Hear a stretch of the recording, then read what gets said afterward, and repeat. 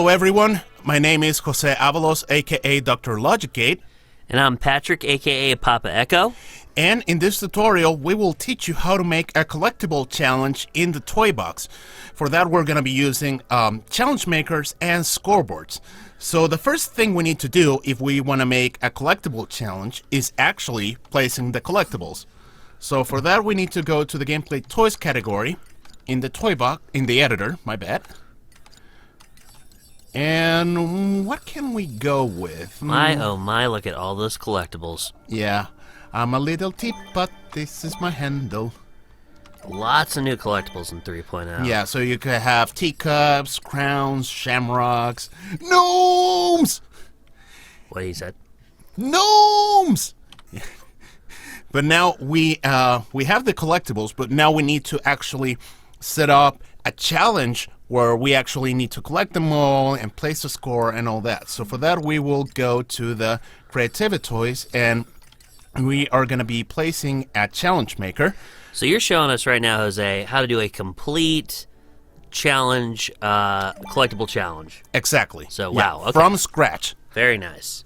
And so the collectibles are what we will collect in the challenge. The challenge maker will control all the rules of the challenge itself.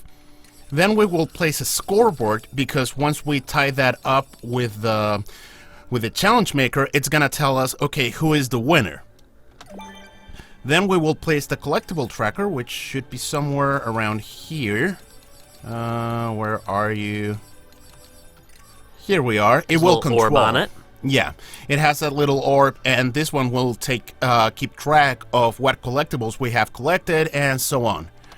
And finally, we're going to be using a toy called the level starter. So at the beginning of the level, or in the toy box, we hide all the collectibles.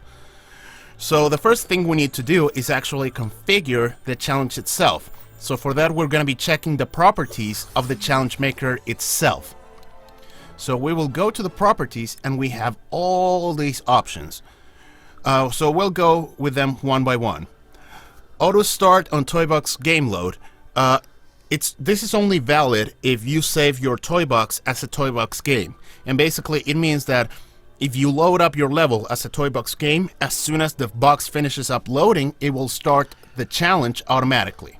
And again, toy box game, can't pull out the wand, can't go into spark mode. You know, you can kind of regulate what the player can and can't do. Yeah, but now this is a little bit beyond the scope of this video, so we're not going to mess with this property very much. Then we have results score label, which is what it will say on the score results at the end of the challenge. So for example, we can say points or time, enemies defeated. It's just a label. It's just a piece of text. So we're just gonna go with points. Then we have results rank order, which it can be from high to low. Like for example, the one who collected the most collectibles wins. Or we can go low to high. Low to high is usually better reserved for challenges where you go against the clock. Yeah, like how long does it take you to finish this race or complete this task type thing. Yeah, so for example, if we were doing how long it takes you to collect all the collectibles, we would want to go with low to high.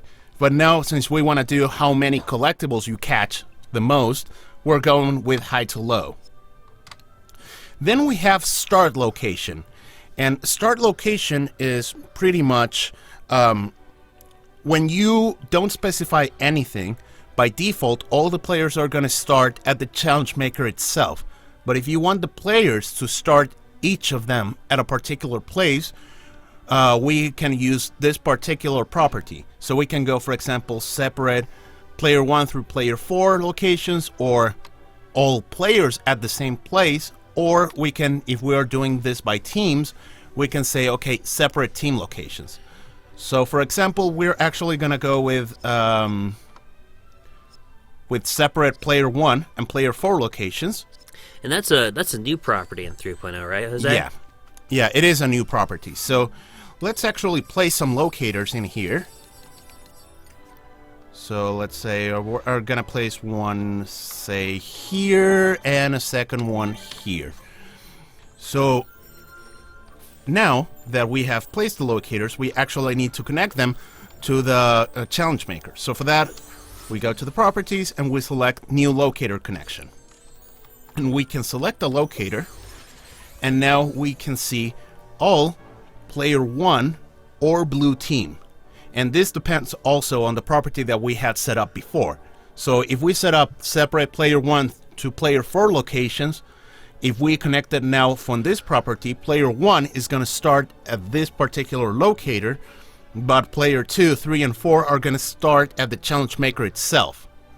Whereas if I say, hey, all players start in the same place, all players are going to start in this particular locator.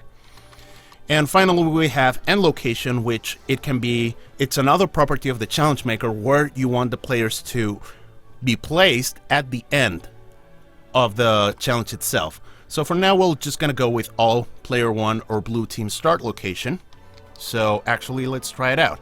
So start challenge, and now you can see that I'm inside the locator, but that's because I have the wand out. Yeah, locator's only visible when you have the wand out, so don't worry, Olaf is not drowning there, don't worry. Yeah, and another thing that is really important to notice in the locator is that light blue dot, it means the orientation upon which the player is going to be facing. So I was actually kind of facing like this. I was facing like this at the beginning. So just so you know. Yes. Yeah, I mean, you will notice, trial and error. Okay, so now let's keep looking at the properties of the challenge maker. So we have the start location, which we established before as separate player 1 through player 4 locations. But we can also specify where the players are going to end. So by default, the players end where they are at the moment. But we can also gather them all at the challenge maker. We can also place them at our locator. If you remember when we did the locator connection before, one of the options was end location. And then we have separate player 1 to player 4 locations or separate team locations. So if it's a multiplayer challenge, either team or just every man for himself, you can kind of make, your bases for where they start, and you can have them start there, you can have them kind of end there, which is a nice kind of new feature to the challenge maker in 3.0. Yeah, but now, actually for this one, I put, so when the challenge is ended, they return to their original location, but the next property also has to be turned on.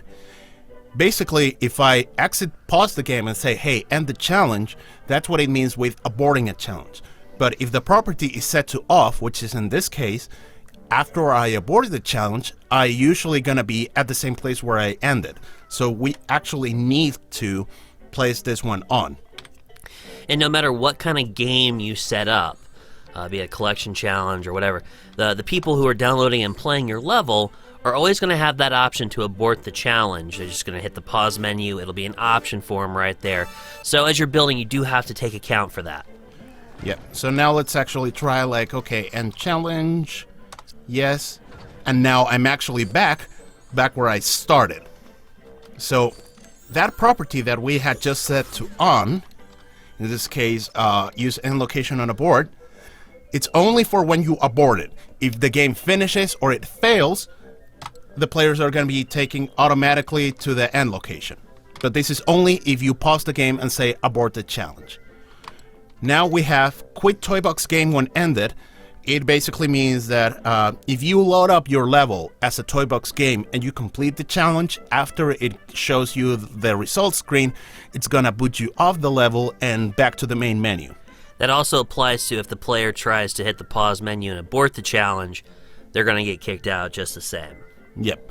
Then we have game start countdown, which is the 3, 2, 1 that you have seen over and over again while trying the challenge at the beginning. And that in 3.0 has a slightly new kind of sound and feel to it, I believe. Yeah. And finally we have title and description, which is what if we try to step on the challenge maker to start, the title is going to be on top, which is what we set up in the title property, and then the description is what we had in the description property. Yeah, and that's your kind of opportunity to explain the rules to the player so they know what their objective is, what they can or can't do, whatever you want to put in there goes in there.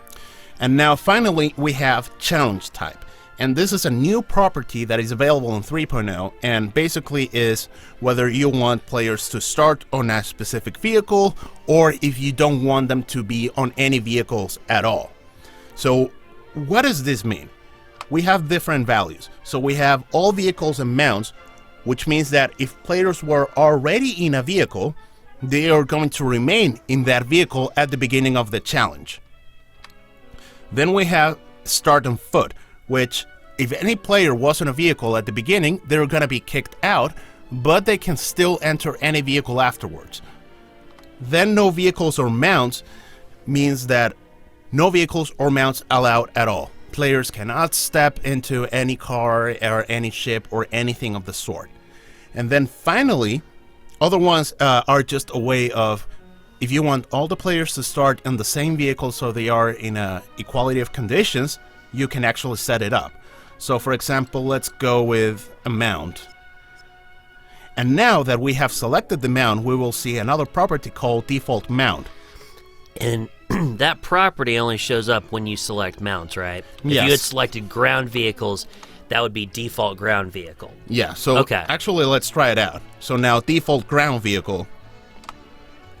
And it will go usually to the first car, which is like Tony Stark's sports car. But we can actually set it up so that we can select, I don't know, toy box. I like the Gravity Falls golf cart.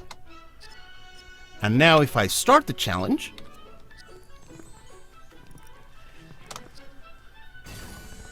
I'm gonna be in the cart itself, and the best thing about it is that I cannot step out of it. So now if I try to get out, I can't. In fact, you won't even see the prompt to actually get out of the car. And if I abort the challenge, Boom, magically goes away. yep. So now, if you remember in previous challenges in 2.0, if you wanted to have cars, you had to start the players near the car and then hope that they would get in. But now in 3.0, you can actually make them enter a car for a particular challenge. So that's particularly neat.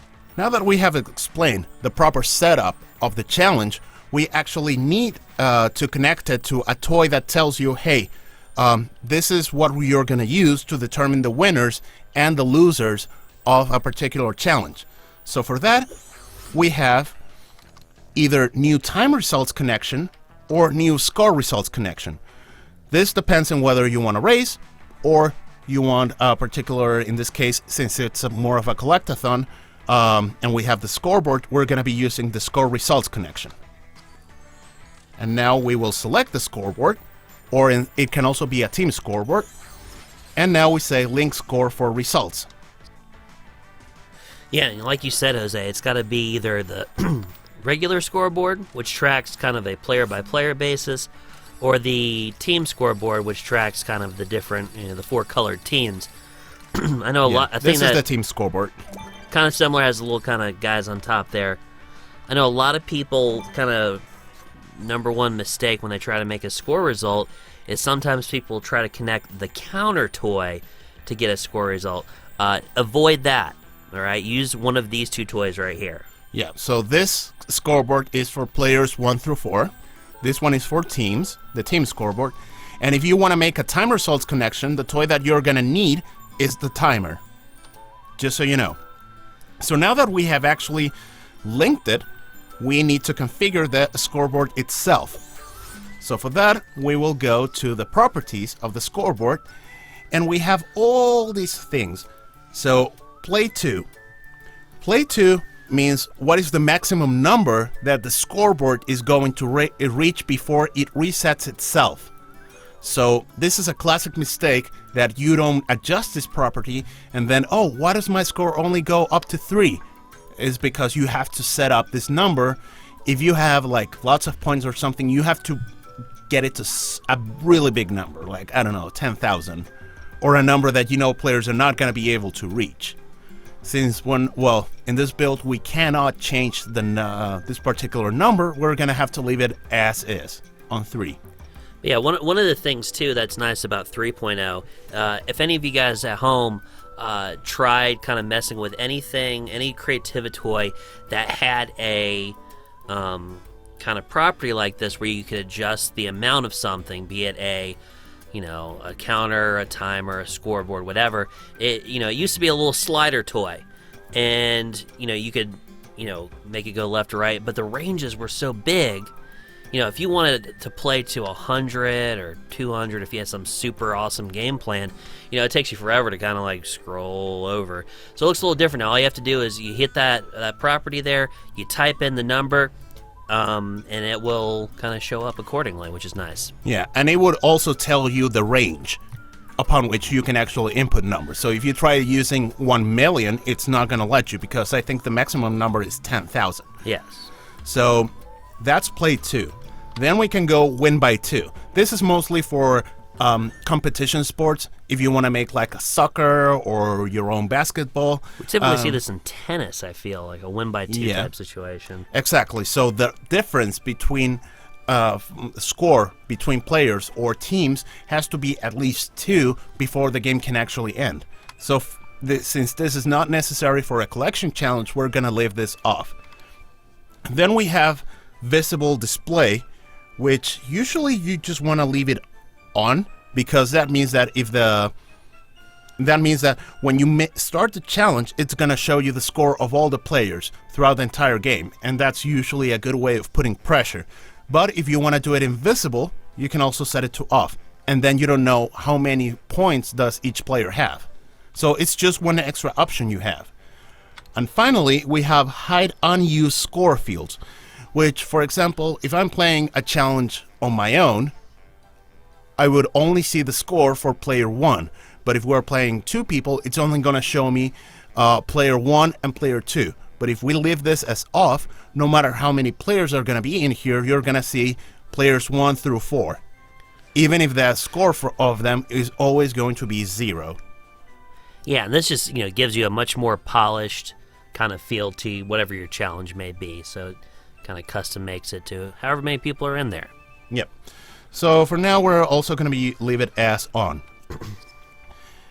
Now what we need to do is recognize if we start the challenge, it's actually not going to give me any scoreboard because we don't have any connections in here that allows the scoreboard to go on, to increase.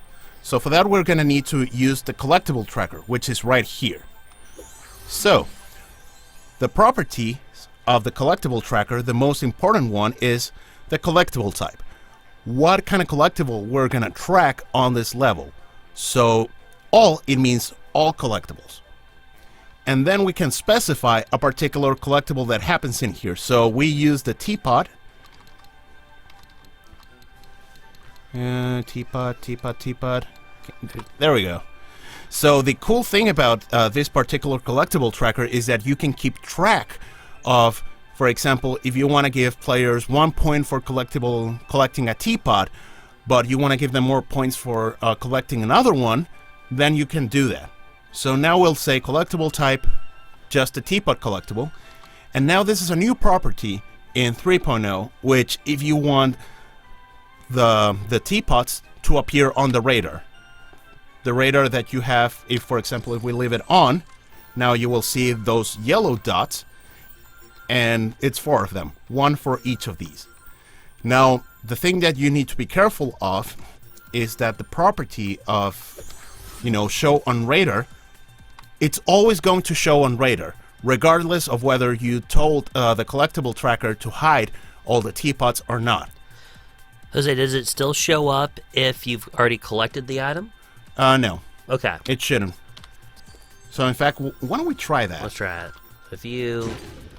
So once you collect it, it removes itself from the radar. But yeah. If you were to hide these before the challenge and they were invisible, yep, they will. They would have shown up. Okay. Yeah, they would have shown up. So, yeah, it's something that you need to be careful of. So usually you want to leave them off, because you want these to be like hidden at the beginning of a challenge. Yeah, and it all depends on the kind of game you want to build. If you want to make it more like a treasure hunt where people got to work for it, turn it off. If you want to kind of give them hints and it kind of leads down a trail of some sort, turn it on. Yeah. But now we need to actually keep track of who has collected a collectible. So for that we go to the new logic connection, and we have two particular connections here. One of these is collectible collected by, and the other one is final collectible. For now we'll just go with collectible collected by, and in this case will be whenever a player picks up any single one of the teapots, which we can specify any player, that's what any means, or we can specify a specific player or a specific team. So let's go with player, and let's go with player 1. So we will increment the score of player 1.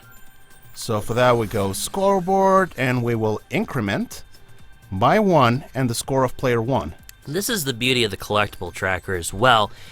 You know, when you set up a collectible challenge like Jose has here, at least when I first did my first collectible challenge, I thought, man, you had to connect every collectible to that scoreboard. And you can do that if your game needs that. But what the collectible tracker does, it kind of takes a lot of that work out for you. So, you set it to whatever the collectible is, and it will track every time one of those collectibles is picked up. And there's a second beauty to it as well, because now we see, scoreboard 4 connections. And this is a cool thing. Now, if player 1 collected, we will increment the score of player 1 by 1, but if we go to player 2, increment by 1 player 2. So basically, now any time player 1 collects a teapot, it will get 1 point, but also player 2 and player 3 and player 4. So instead of doing 4 logic connections for the same thing, the collectible tracker did that for us. So that's amazing. Well done, beautiful. Collectible tracker. Yeah, you the real MVP. But now the thing that we need to do is actually activate the scoreboard once we start the challenge. And then obviously deactivate it once the game has ended. So for that... So, Jose, why would a player want to activate the scoreboard and then deactivate at the beginning or end of a challenge? What's the advantages to that? The advantage of that is that, for example, if you have all your collectibles like just shown throughout the level and you pick them up, if you have the scoreboard activated, which is by default, then it's going to start counting the scoreboard. And that can lead to a very weird amount of bugs. And that's something I've seen commonly in many toy boxes, that you don't really deactivate the scoreboard at the beginning of a level or anything. So you will pick one of them and then suddenly scoreboard 1? What? Why? So that's usually a good practice to deactivate the scoreboard at the beginning of a level, and also every time have it only active when you are doing the challenge. So let's go with new logic connection, and we see all these options. So let's go with these one by one. Invites accepted is, right now we haven't seen it because we've been playing only single player, but when you start or want to play a challenge with multiple people, you might get like an invitation. Oh, do you want to start the challenge? Yes. So if all the players say yes, then invites accepted will start. Is after the players have decided, okay, let's start the challenge, but before it actually starts. It happens right after, in this case, we've shown the countdown. So right after the 1 goes away, started fires off. Game ended fires anytime the challenge is ended. So that can be 3 ways. 1, if you complete the challenge, which in this case we haven't done that yet. It can also mean when we have paused the game and we have said end challenge or aborted. And finally, if you have any conditions in which the player can actually fail the challenge, that one will also fire. Whereas game completed only fires immediately after the game has been completed. In this case, we're going to do it when we collect the final collectible. Game failed after it fails. So for example, if you have a race like collect all the collectibles in, 30 seconds and you fail to do so. And finally, results close is that at the end of a challenge, if you complete it or fail it, you will see a results screen. And after that results screen is closed, this is when this connection will fire. So what we will have is that when the invites have been accepted, we will activate the scoreboard, and we also have some other options in here. So reset basically means that we set all the scores for players 1 through 4, in this case, back to 0. And also removes it from the game. Then remove display, it's only making it invisible. So if you want to hide it from players for some reason, you can do that. Activate, self-explanatory, and deactivate as well. And then we can increment or decrement the score in the scoreboard for any player in particular. But for now, we'll have activate. And now we'll also have it so that, in this case, new logic connection, and once the game has ended, we will deactivate it.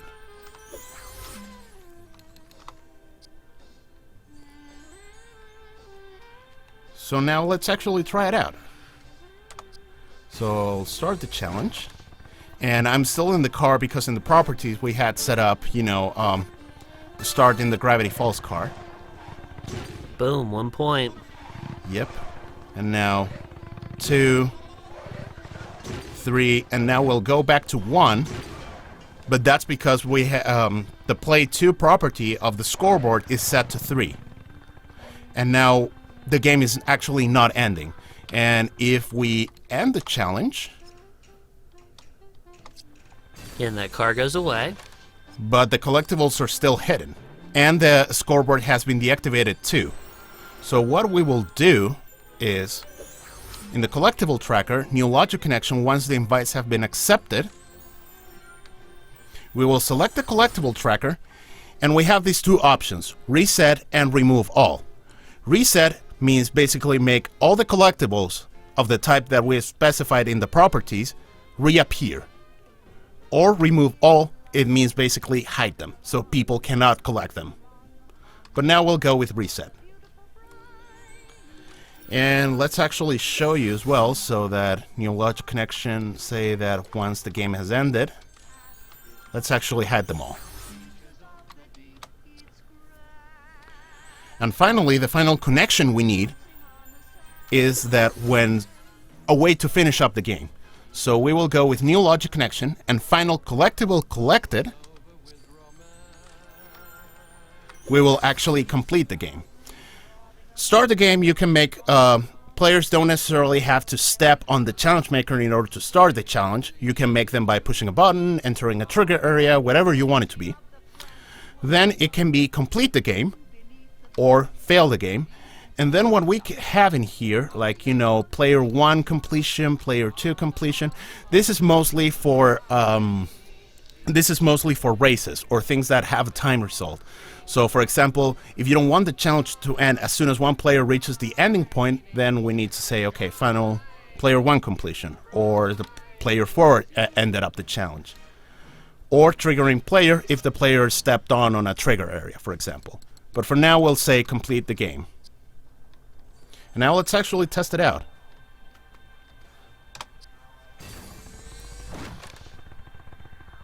So now we see that the teapots are back because invites accepted made a reset on the collectible tracker. So now if we notice that all of these are back together. So I pick up 1, Nice 2. 3-point turn. Yep. But now I'll abort it, I got bored of this. And now we see that all the collectibles are hidden again. So players cannot activate the scoreboard or do anything of the sort.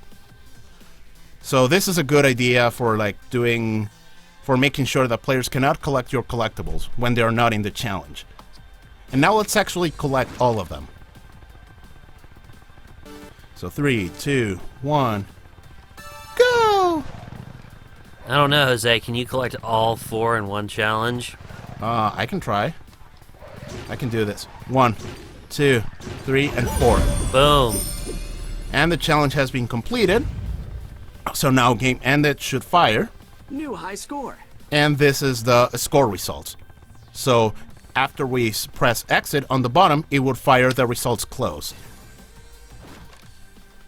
So this is just the gist of how you can make a collectible challenge. But one final thing we're going to show is how you can end up the challenge in another way. You know, just not ceremoniously drop wherever you want the players to be, but actually use podiums. And I have a confession to make here, Jose. Okay. I know podiums were introduced in 2.0. I have never used a podium before, so I'm about to learn something. All right, so that's good to know. Yeah, So first, you pulled the right guy in for this tutorial. you know it. So properties, the first thing we need to use is that the end location in the challenge maker has to be the current location. That's step number 1. And second thing we're going to do, because I don't want to be using the car anymore, so I'll just go, whatever, all vehicles and mounts. And now we will actually place the podiums. So for that, we will open up the editor and go to the Creativity Toys category. And we have, oh, it's on the other side. We have these 4 podiums. So we have first place podium, second place podium, third place podium, and lastly but not least, well, technically least, fourth place podium. Yeah.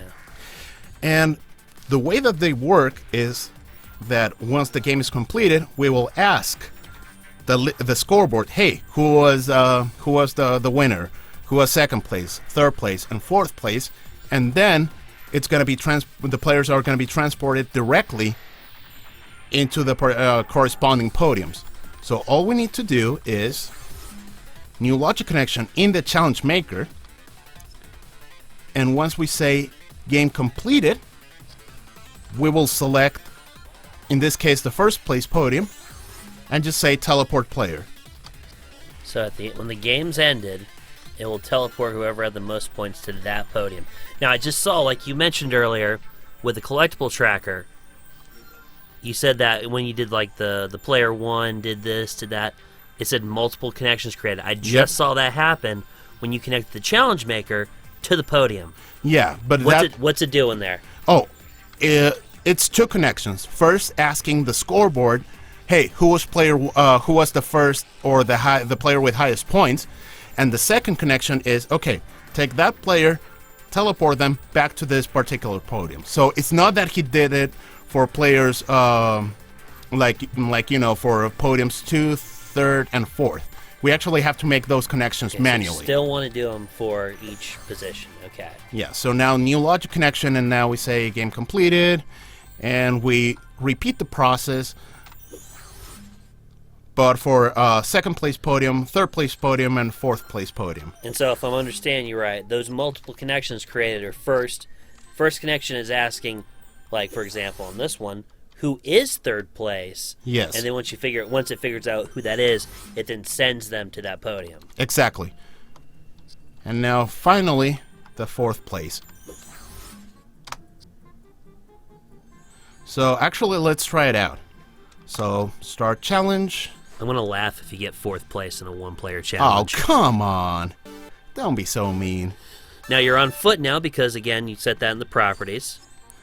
But now 1, 2, 3, and now we're gonna get 1 because again, play to property in the scoreboard is set to 3. Game completed. Yay! Warm hugs. Blue celebrates right there.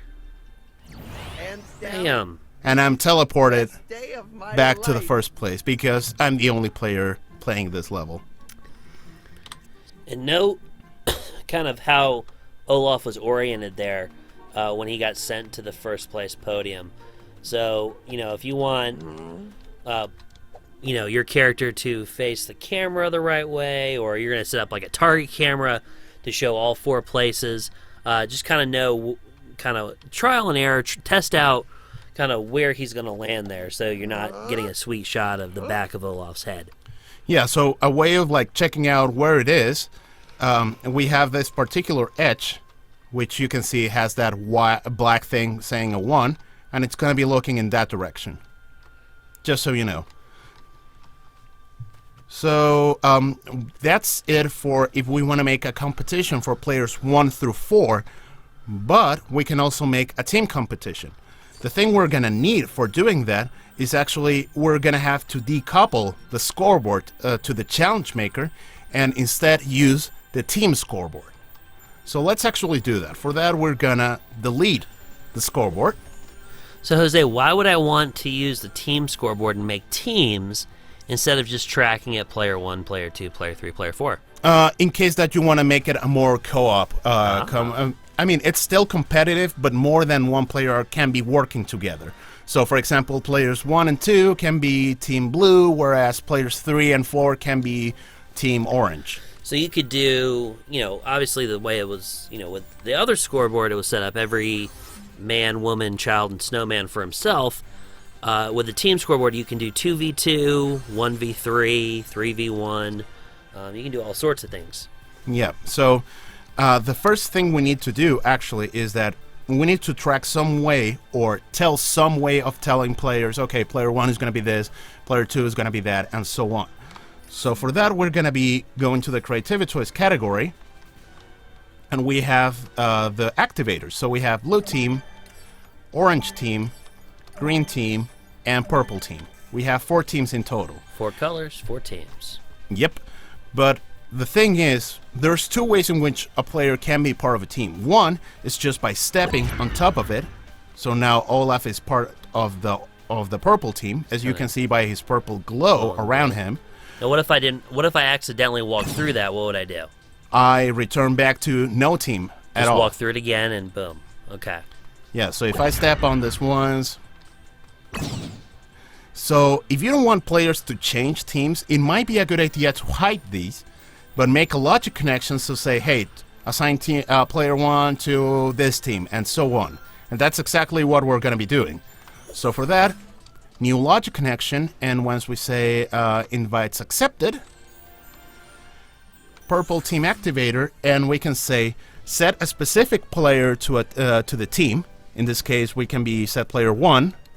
Set all players to purple team, in case that you want to do a really co-op experience.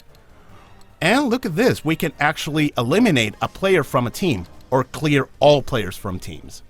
So that way, at the end of the challenge, everybody just back to no team at all. So now we'll say set player 1 to purple team. And now once the challenge, in this case, after the results screen has been closed, because if we still use the podiums, they need to know what player is in what team. So results closed. And we'll go to the purple team activator and say clear all players from teams. And now what we need to do as well is, in the same way that we kept track of the score of individual players by collecting a collectible, we need to make that same connection to the team scoreboard. So for that, collectible tracker, collectible collected in this case by a team. Well, let's say go purple team. And we go to the team scoreboard and we will say increment by 1, and in this case purple team. And we have multiple connections created, which is pretty much the same as it was before on the regular scoreboard, where instead of player 1, 1 point, player 2, 1 point, now it's blue team 1 point, orange team 1 point, and purple team 1 point. And, well, why don't we test this out? Oh, we need to activate the scoreboard at the beginning of a challenge. So, new logic connection. Once the invites have been accepted, activate.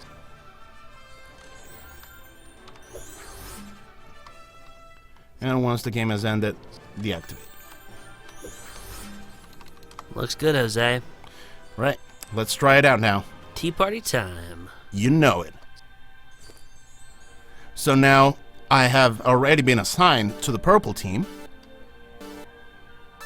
The scoreboard has been activated.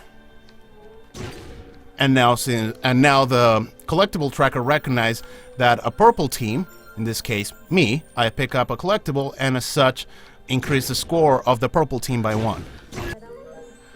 And well, now we've shown you just a little bit of what you can do and how to set up a collectible tracking game, and well, have fun making this in your toy boxes. And that's it for this tutorial. I hope you have enjoyed it, and if you have any questions, please let us know in the comments or in the forums. And well, thank you for watching. Take care.